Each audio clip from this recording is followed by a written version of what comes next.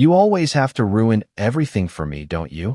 My sister whispered as she pressed a champagne glass against the lace of my wedding dress 20 minutes before I was supposed to walk down the aisle. Then she smiled and called it an accident. I stood frozen in the bridal suite of the Magnolia Grand Hotel in Charleston, staring at the pale gold stain spreading slowly across layers of ivory fabric that had taken 8 months to make. Around me, the room went silent. My makeup artist lowered her brush. My maid of honor, Sophie, stopped reaching for the emergency sewing kit in her lap. Even the wedding coordinator looked too uncomfortable to speak. But Nicole just stood there holding the empty champagne flute, her blue eyes wide with fake horror while the corners of her mouth twitched ever so slightly. That tiny smile was what finally broke something open inside me. Not loudly, not dramatically, quietly, like a crack running through glass. "Oh my God, Evelyn, I'm so sorry," she said, pressing a manicured hand against her chest. I tripped.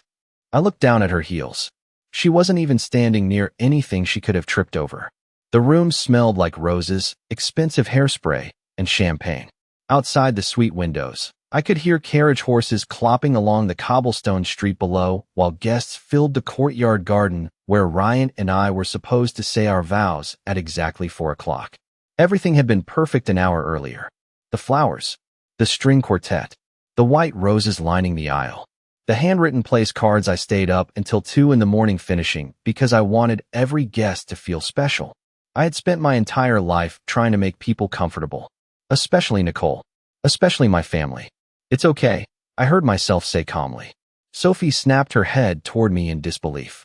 Nicole blinked too, probably expecting tears or anger, or at least panic. Instead, I walked slowly toward the mirror and stared at my reflection. The stain sat directly across the front of my dress, impossible to miss. My silver earrings trembled slightly because my hands wouldn't stop shaking. But my face stayed calm. That seemed to disappoint my sister more than anything. "We can probably cover it with the bouquet," Nicole offered sweetly. "People may not even notice." That was the moment I realized my sister didn't just want attention. She wanted humiliation. Mine specifically. Looking back now, I should have understood years ago. Nicole had always found ways to turn my happiest moments into something smaller. At my college graduation, she announced her surprise engagement during dinner. At my 30th birthday party, she spent the entire evening flirting with my boyfriend until he left early with her to grab more wine. Even when we were children, she had a talent for making every celebration orbit around her moods, her problems, her needs. And somehow, I always ended up apologizing for noticing. "Evelyn." Sophie stepped beside me carefully. "We can fix this. Give me 10 minutes. I nodded once. In the mirror behind me, I caught Nicole watching my face closely, almost hungrily, waiting for me to fall apart. But something inside me had shifted. Maybe it was exhaustion. Maybe it was finally seeing her clearly after 36 years of excuses. Or maybe it was because deep down, I suddenly understood this wasn't really about the dress. Nicole didn't hate my wedding. She hated that for one single day, I wasn't standing in her shadow. The bridal suite door opened suddenly, and Ryan stepped inside before anyone could stop him. The moment he saw the stain across my gown, his expression hardened. Then his eyes moved to Nicole, and for the first time all weekend, my sister looked nervous. Ryan did not say a word at first. He just stood in the doorway of the bridal suite wearing his black tuxedo with one hand still resting on the brass handle, his expression unreadable in a way that suddenly made the entire room feel colder. Nicole recovered quickly. She always did. "It was an accident," she said with a nervous laugh, already moving toward him before anyone else could speak. "I feel terrible." Ryan did not look at her. His eyes stayed fixed on the stain across the front of my dress, then slowly lifted to my face. "Are you okay?" he asked quietly. The strange thing was that I was not sure. Anymore. Not because of the dress. Not even because of Nicole. It was the realization settling heavily into my chest that this moment felt familiar somehow. Like I had spent my entire life standing in rooms where Nicole created damage and everyone else expected me to clean up the emotional mess afterward.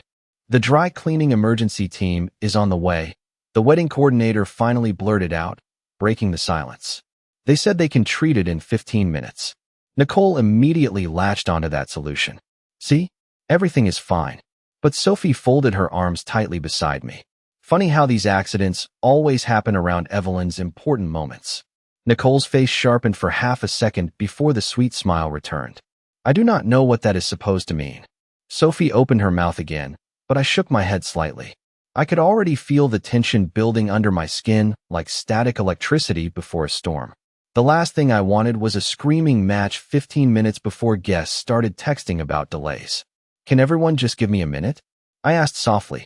One by one, they filtered out of the suite until only Sophie remained behind, gently closing the door after the others. The room suddenly felt too quiet without all the movement and chatter. Outside the tall windows, Charleston glowed in the late afternoon sun. Tourists wandered past flower boxes and old brick storefronts while horse carriages rolled slowly down Meeting Street. Somewhere downstairs, the quartet began rehearsing Canon in D again. I sat carefully at the edge of the velvet chair near the mirror and stared at the stains spreading through the lace. Sophie crouched beside me. You know she did that on purpose. I let out a tired breath. I know. Saying it out loud made my chest ache more than I expected. Sophie rested her hand lightly against my arm. Ryan knows too. I looked up sharply. What does that mean? She hesitated long enough to make my stomach tighten. There is something I probably should have told you sooner.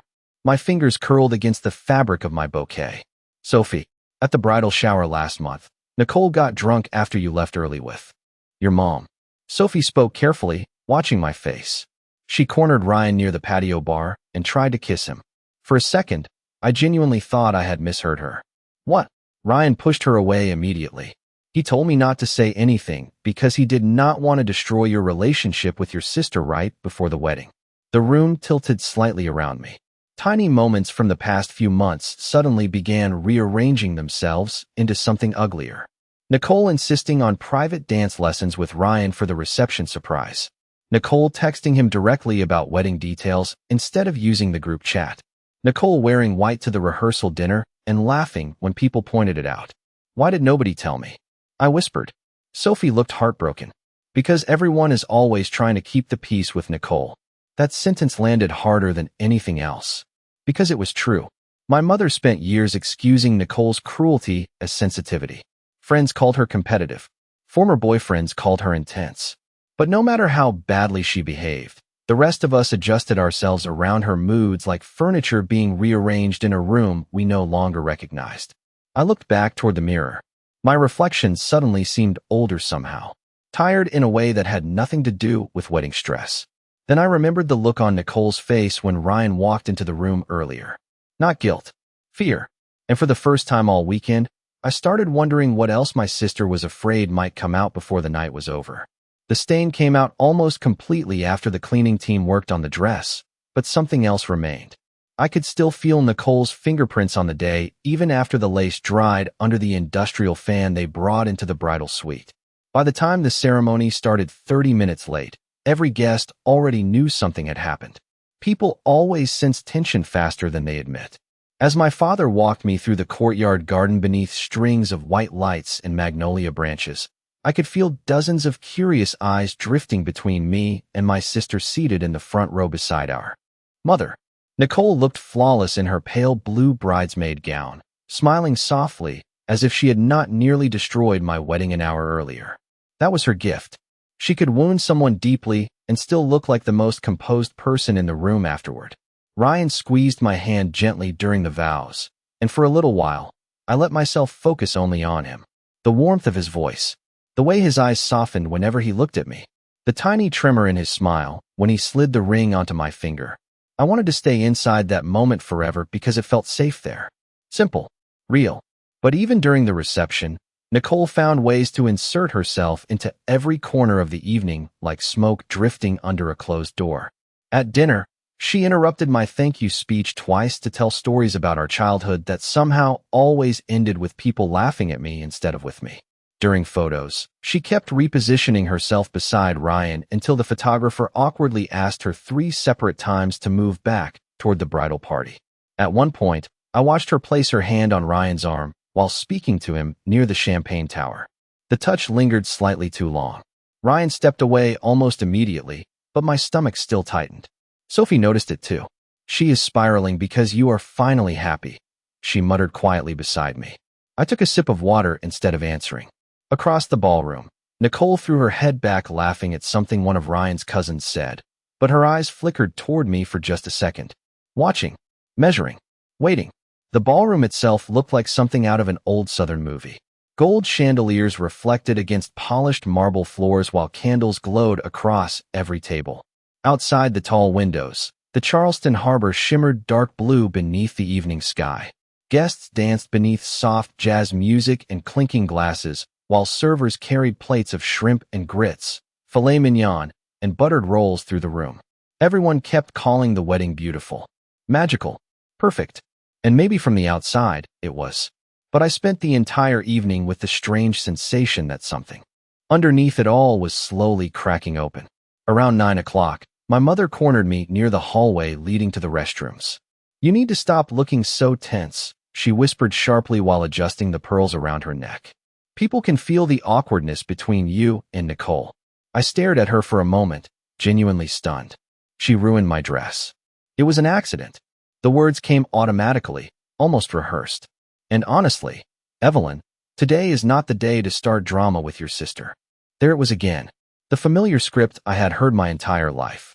Nicole hurt someone. Everyone else manages the fallout quietly to protect family harmony. I looked past my mother toward the ballroom, where Nicole now stood near the dance floor talking to Ryan again, while pretending not to notice me watching. "Do you know what the problem is?" I asked softly. My mother frowned. "What?" "Everyone in this family is so busy protecting Nicole's feelings that nobody notices what she keeps doing to everyone else." Before she could answer, the lights dimmed slightly as the band announced the first dance. Ryan reached for my hand from across the ballroom with a reassuring smile. But just as I stepped toward him, I noticed Nicole standing near the edge of the dance floor, holding her phone tightly against her chest. And for the first time that night, she did not look jealous. She looked nervous. Ryan and I swayed slowly beneath the chandeliers while the band played an old Frank Sinatra song my father used to sing while washing dishes on Sunday mornings. From a distance, we probably looked like every other newly married couple in the world, smiling softly, holding each other close, beginning a future together under warm lights and applause. But even with Ryan's hand resting gently against my waist, I could still feel Nicole watching us from somewhere beyond the dance floor. It sat at the back of my neck like cold air slipping through an open window. "You okay?" Ryan asked quietly. I nodded automatically, but he did not look convinced. "Sophie told you what happened at the bridal shower, did she not?" There was no point pretending anymore. "Yes."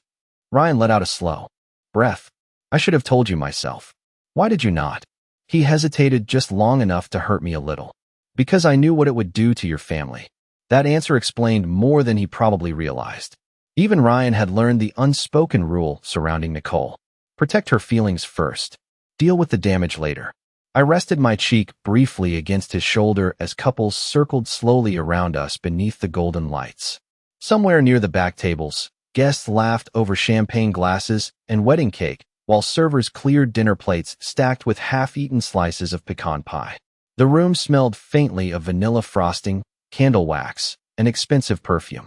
Everything looked beautiful, but my thoughts kept drifting backward through years of memories I suddenly could not see the same way anymore.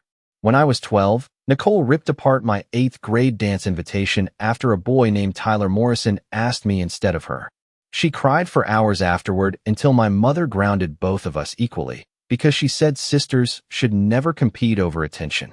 When I was 23 and got promoted at my marketing job in Atlanta, Nicole showed up drunk to the celebration dinner and announced she was dropping out of graduate school because nobody supported her enough emotionally. The entire evening became about comforting her, while my promotion quietly disappeared into the background like it never mattered. Even when I met Ryan 2 years earlier at a charity fundraiser downtown, Nicole somehow managed to insert herself into every stage of the relationship. At first, I convinced myself she was only being protective. She texted him constantly about wedding suggestions, sent him inside jokes that excluded me, volunteered herself into every planning meeting even when nobody asked her to.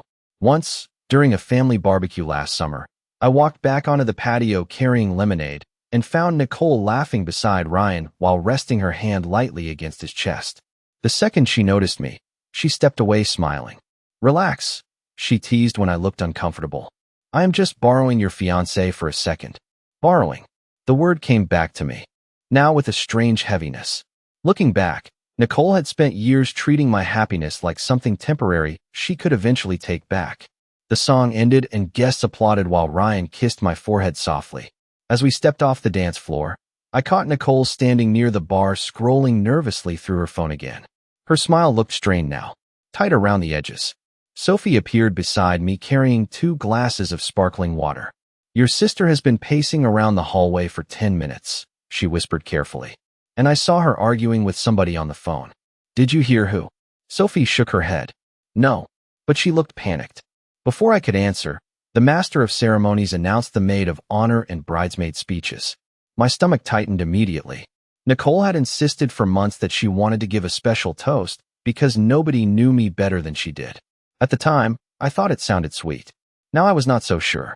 Across the ballroom, Nicole slowly lifted her eyes toward me as she slipped her phone into her purse. Then she picked up her champagne glass and smiled. But there was something unstable underneath it now. Something unraveling. Nicole walked toward the microphone with the kind of confidence that made people instinctively turn their heads.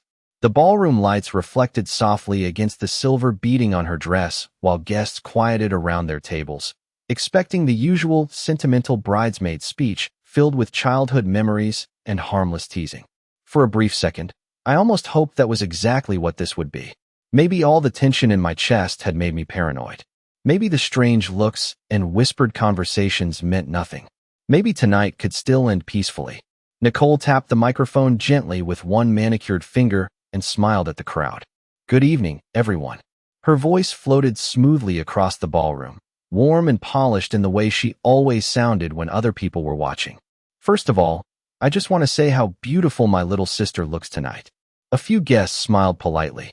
Ryan's hand rested lightly against the small of my back, but I could feel his posture stiffen beside me. Nicole lifted her champagne glass slightly. Growing up with Evelyn was always interesting because she spent her whole life trying so hard to be perfect. A few awkward laughs scattered across the room. I felt Sophie shift uncomfortably nearby. Nicole continued smiling. Perfect grades. Perfect clothes. Perfect boyfriend. Perfect wedding. Her eyes flicked briefly toward me. Honestly, sometimes it was exhausting keeping up with her. My stomach tightened. There it was. The sharp edge hidden beneath the humor. Familiar enough that I almost missed it at first. But then she kept going. I used to joke that Evelyn planned this wedding like it was a royal coronation instead of a marriage. More nervous laughter. Even the band members looked uncomfortable now. Ryan's jaw tightened slightly beside me. But I guess when you spend your entire life needing everyone's approval, one day just is not enough. Silence settled more heavily this time. Somewhere in the back of the ballroom, a fork clinked softly against a plate.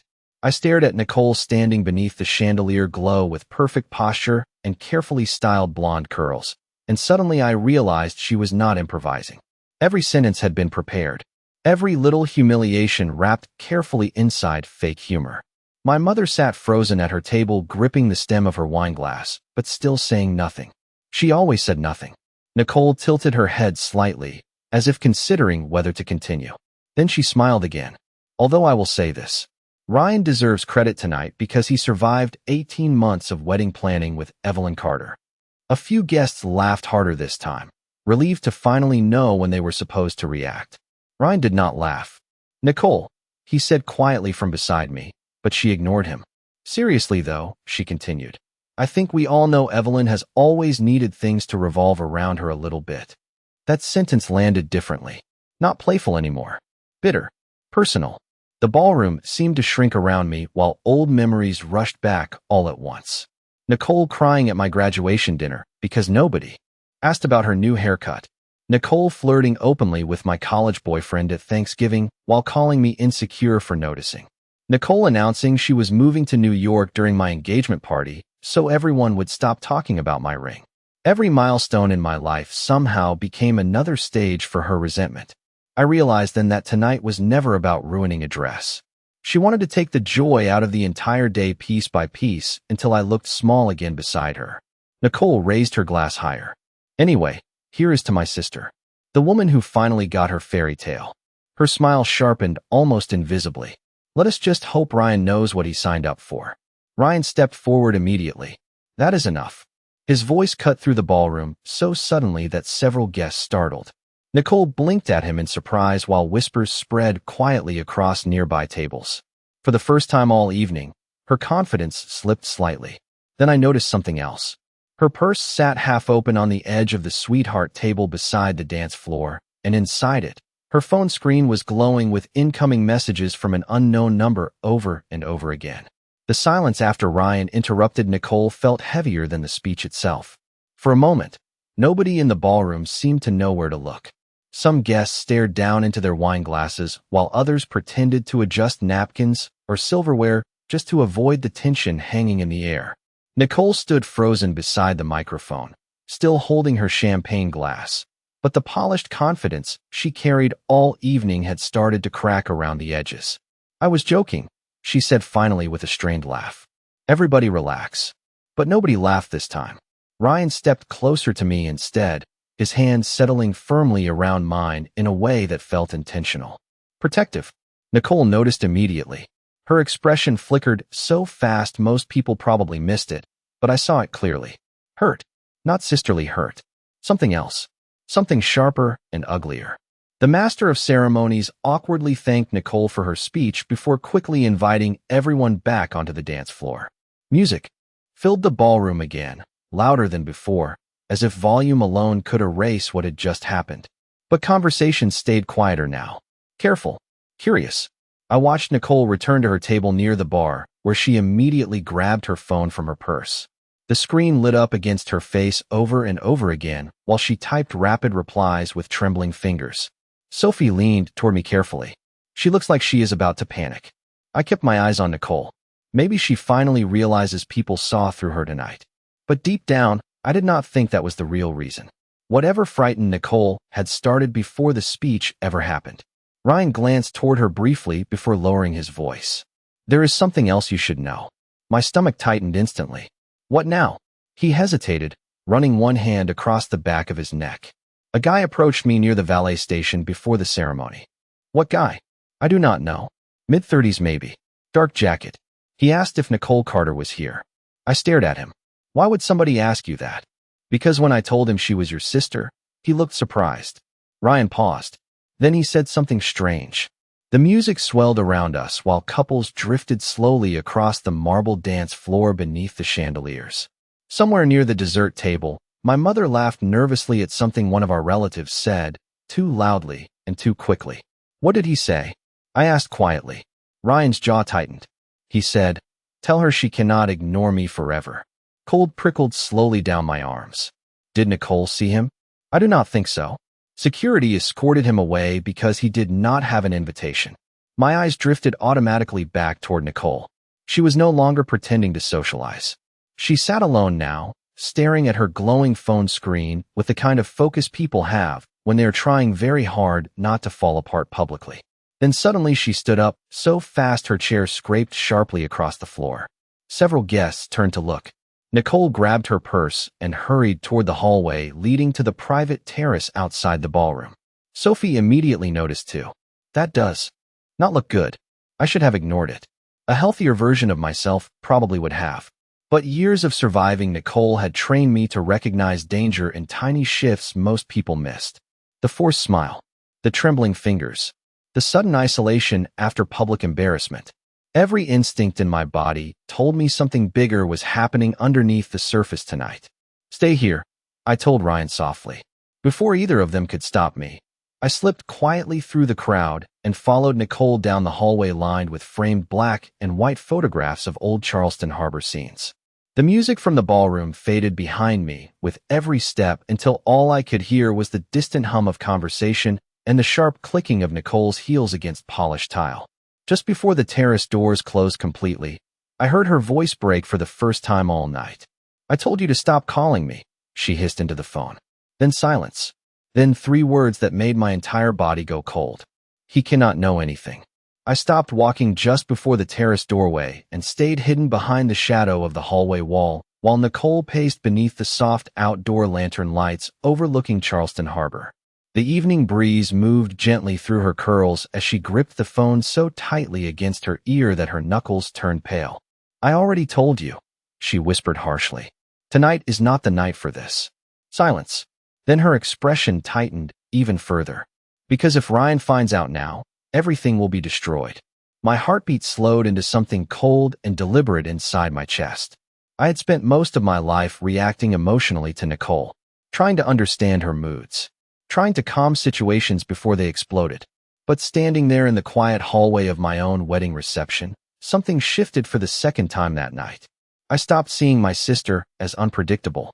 Suddenly, she looked desperate, and desperate people usually had something to hide. Nicole turned slightly, lowering her voice even more. You promised you would not come here. Another pause. Then she glanced nervously back toward the ballroom doors. I cannot talk about this over the phone. Before I could hear anything else, the terrace door behind her opened unexpectedly. Nicole jumped visibly as one of the hotel servers stepped outside, carrying a tray of empty champagne glasses. I moved back immediately before she could notice me standing there. A few seconds later, Nicole hurried past the hallway toward the women's restroom without looking up once. Her face looked pale now beneath her makeup. I stayed where I was for another moment, staring out toward the dark water beyond the terrace windows while pieces inside my mind slowly rearranged themselves into something unsettling. Ryan approached quietly behind me. There you are. I turned carefully, forcing my expression neutral. Everything okay? He asked. I am not sure anymore. His eyes searched my face immediately. What happened? I considered telling him what I overheard. But something stopped me. Not because I wanted to protect Nicole anymore. That instinct was finally dying. No, this felt different. Instinctively, I knew there was still a missing piece somewhere underneath everything tonight. I just think Nicole is hiding something, I said carefully. Ryan let out a humorless breath. That would not surprise me. We walked slowly back toward the ballroom together where the atmosphere had shifted noticeably since the speech. Conversations became quieter whenever Nicole entered a room. Guests exchanged subtle looks over cocktail glasses. Even my mother seemed anxious now, repeatedly checking the ballroom entrance as if waiting for something unpleasant to happen. Nicole returned a few minutes later with a fresh layer of lipstick and a smile stretched tightly across her face. But the performance no longer worked the same way. Once you finally see someone clearly, it becomes impossible to unsee them. During the cake cutting, Nicole barely touched her champagne. During family photos, she kept checking her phone every few seconds. At one point, I watched her step away from the photographer to send another hurried message before forcing herself back into position beside me. Smile bigger, she whispered through clenched teeth while cameras flashed around. People are starting to notice you look upset. For years, comments like that would have worked on me instantly. I would have adjusted myself to keep the peace. Smiled harder. Apologized for making things uncomfortable. But now I only looked at her calmly. You seem nervous tonight, I said softly. The change in her face lasted less than a second. Still, I caught it. Fear. Real fear this time. What is that supposed to mean? She asked quietly. Nothing. The photographer snapped another picture while Nicole's smile stiffened beside me. Across the ballroom, Sophie suddenly appeared near the entrance looking unusually serious. She moved quickly through the crowd toward Ryan and me, her heels clicking sharply across the marble floor. Evelyn, she said under her breath once she reached us. There is a man downstairs asking for Nicole again. Ryan's expression darkened instantly. The same guy. Sophie nodded slowly. Security says he refuses to leave this time. My eyes drifted automatically toward my sister standing beneath the chandelier glow surrounded by relatives pretending everything was normal. She looked elegant, controlled, perfect from a distance. But now I could finally see the panic underneath the surface. And for the first time in my life, I realized Nicole was not afraid of losing attention tonight. She was afraid the truth was about to walk through the front door. The ballroom music continued playing, but the energy inside the room had shifted completely now. People still smiled. They still danced. But beneath the soft jazz and candlelight, tension moved quietly from table to table like a current nobody wanted to acknowledge directly. I watched Nicole from across the room while Sophie quietly explained what security told her. The man would not give his full name, she whispered. But he said Nicole knows exactly who he is. Ryan frowned beside me. Did security remove him? Sophie nodded uncertainly. For now. Those two words settled heavily in my stomach. Nicole stood near the dessert table, speaking rapidly to our mother, her expression tight and impatient while my mother looked increasingly distressed. At one point, Nicole grabbed her arm hard enough to make my mother flinch slightly before noticing guests nearby and immediately softening her face again. Even from across the ballroom, I could tell she was unraveling beneath the surface. The strange thing was that I no longer felt confused by her behavior. For the first time in my life, I saw Nicole clearly without years of excuses clouding my judgment. She was not emotionally fragile. She was terrified of losing control. Ryan leaned closer toward me. I do not like this. Neither do I. Before either of us could say more, the wedding coordinator hurried toward our table looking pale. I am so sorry to interrupt, she whispered nervously. But there seems to be an issue with the media presentation. Ryan frowned. What presentation? The slideshow for your first anniversary montage. Someone uploaded additional video files into the system. Nicole's head snapped toward us immediately from across the room. That reaction alone told me everything. Can you remove them? Ryan asked calmly. The coordinator looked uncomfortable. We are trying to, but the technician already queued the files for playback during the next dance set. Nicole suddenly crossed the ballroom toward us much too quickly. I will handle it, she said sharply before the coordinator could answer. Her voice sounded strained now, almost breathless. It is probably nothing. I looked directly at her. What files, Nicole? I do not know. Too fast. Too defensive. Ryan studied her silently, while the coordinator awkwardly excused herself. Nicole forced a smile toward us both, but tiny cracks kept appearing around the edges. Can everybody stop acting like tonight is some kind of crime scene? She snapped quietly. It is a wedding. Then why are you panicking? I asked softly. That hit her harder than yelling would have. Nicole stared at me for one long second before glancing away first. You always think you are smarter than everyone else, she muttered. Then she turned and disappeared toward the ballroom control booth near the stage. Ryan exhaled slowly beside me. She is hiding something. I know. The lights dimmed slightly moments later as the band announced the anniversary slideshow Ryan's cousins prepared as a surprise gift for us. Guests smiled and gathered closer toward the large projection screen hanging above the dance floor, while waiters paused beside tables carrying trays of champagne flutes. Nicole appeared near the sound booth arguing intensely with the technician, while my mother stood nearby, looking horrified. Then suddenly the screen flickered to life. At first, everything looked normal. Childhood photos, engagement pictures, family vacations. Guests smiled warmly while soft piano music filled the ballroom. Then the image changed abruptly. The music cut out. A different video appeared on the screen entirely. Nicole froze beside the control booth, so completely, it almost looked unnatural. The footage was grainy security camera video from the bridal suite hallway earlier that afternoon. Several confused murmurs spread across the ballroom immediately.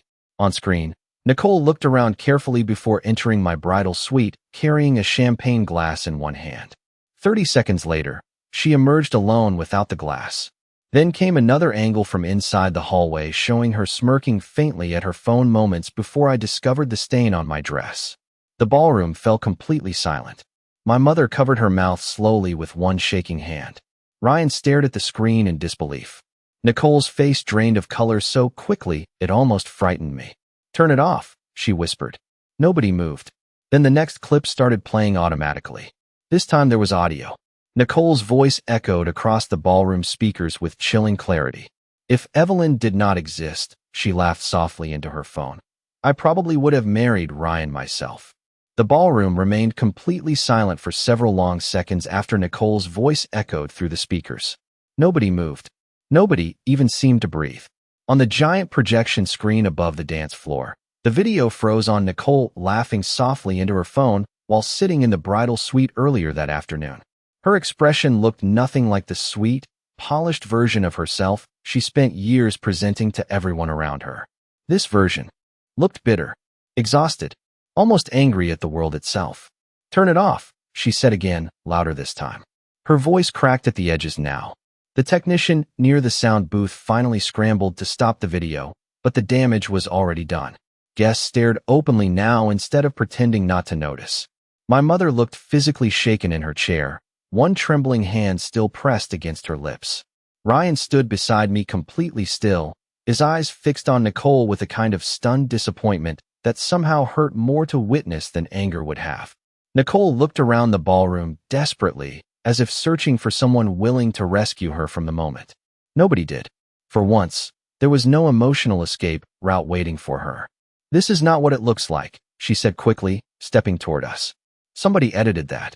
Sophie crossed her arms immediately. "Security footage from the hotel cameras?" Nicole ignored her. Her eyes locked onto mine instead. "Evelyn, you know how people joke around when they are stressed." I stared at her quietly. The strange thing was that I no longer felt emotional at all. No anger. No panic. No need to defend myself. Just clarity. Years and years of confusion suddenly looked painfully simple under bright ballroom lights. "You tried to ruin my wedding," I said softly. Nicole shook her head too quickly. "No. You spent months trying to make Ryan notice you." "That is not true." Ryan finally spoke then, his voice calm but firm. "Nicole." She turned toward him immediately, almost hopefully. "Ryan, please." But he stepped back instead of closer. "Do not do this." The heartbreak on her face appeared so suddenly that several guests looked away uncomfortably. And in that moment, I understood something I should have realized years ago. Nicole never actually wanted Ryan. She wanted what he represented. Stability, love, attention that belonged to someone else instead of her. She spent her entire life measuring herself against me because she needed someone nearby to compete with. And when she could not outshine me honestly, she sabotaged me quietly instead. "I did everything for this family," Nicole whispered suddenly, tears filling her eyes now. Everything was always about Evelyn. Her achievements, her relationships, her perfect little life. My mother slowly stood from her chair. "Nicole." But Nicole barely seemed to hear her anymore. "Do you have any idea what it feels like growing up invisible?" she demanded, looking directly at me now. "Nobody even notices me unless I create a scene." The honesty of that sentence settled heavily across the room. Even Nicole herself seemed startled after saying it out loud. Ryan exhaled slowly beside me. "You need help, Nicole." Her face collapsed instantly at those words. Not dramatic, not theatrical, just tired, like someone finally too exhausted to keep pretending. For a moment, I almost felt sorry for her. Then I remembered the champagne soaking into my wedding dress. The speech, the manipulation, years of carefully stealing joy from every important moment in my life, while everyone else called it personality. My mother approached Nicole carefully, her voice trembling. "You should go home tonight."